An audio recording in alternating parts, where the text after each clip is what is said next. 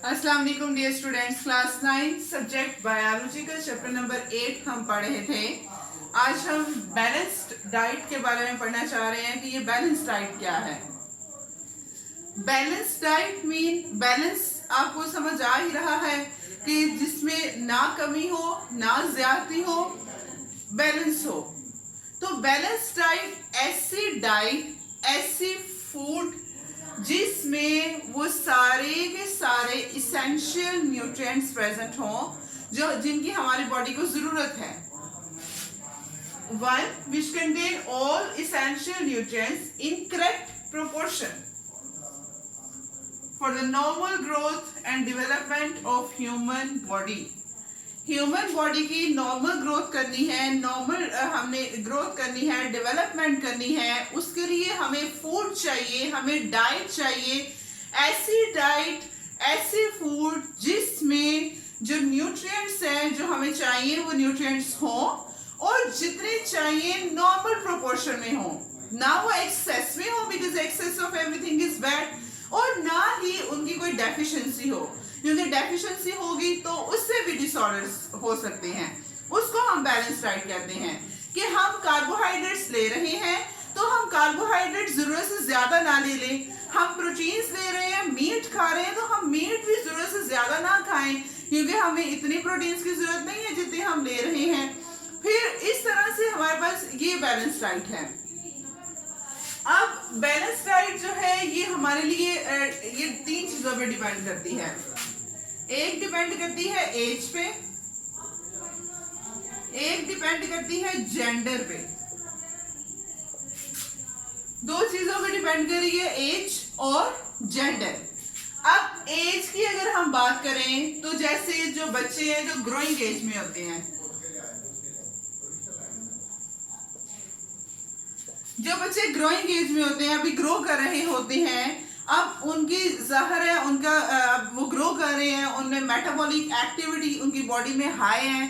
अब metabolic activity high है, उनकी बोन्स ग्रोथ कर रही हैं, वो डेवलप कर रहे हैं, बॉडी पार्ट्स डेवलप कर रहे हैं, तो उसके लिए फिर उन्हें ज्यादा डाइट की जरूरत होती है as compare to those children जो एडल्ट्स हैं, जो ग्रो कर चुके हैं, जितनी उनकी बॉडी ग्रो करनी है उतने वो ग्रो कर चुके हैं।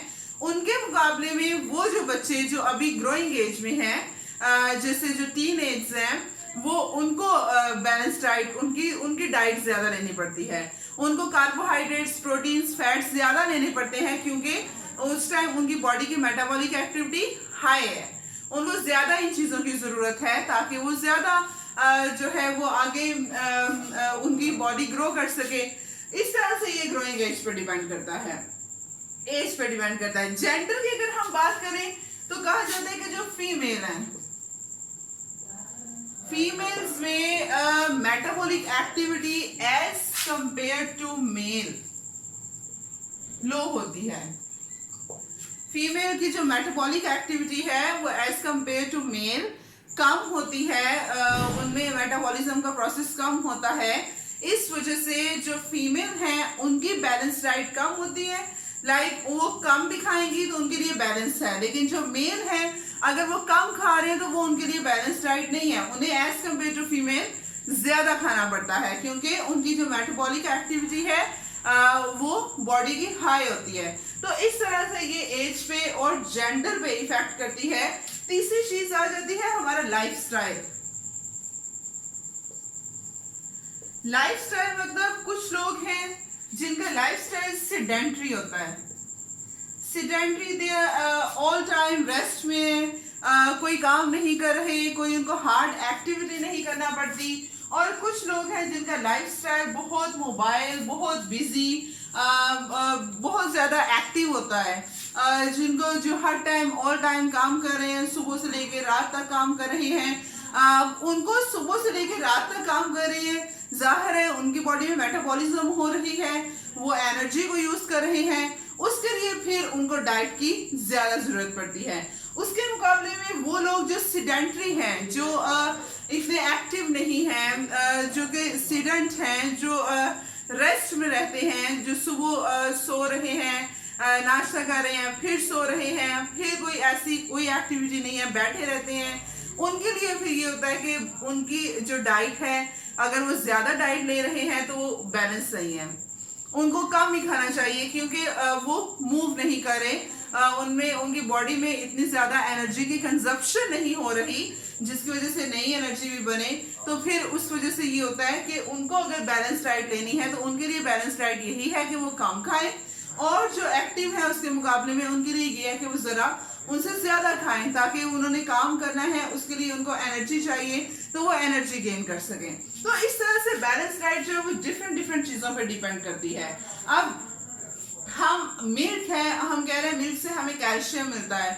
अब जो ग्रोइंग एज के बच्चे हैं उनकी हड्डियां ज़ाहिर है मजबूत होनी है, पहले हड्डियां कमजोर होती हैं, आहिस्ता आहिस्ता आहिस्ता आहिस्ता वो मजबूत होती हैं, तो इस वजह से फिर उन्हें मिल्क की ज्यादा जरूरत पड़ती है एज कम्पेयर टू एडल्ट्स, क्योंकि उनकी अब अभी बोन्स में ग्रोथ और डेवलपमेंट होनी है, उनको कैल्शियम की जरूरत पड़नी है, तो उसके लिए फिर वो उनको मिल्क की ज्यादा जरूरत है।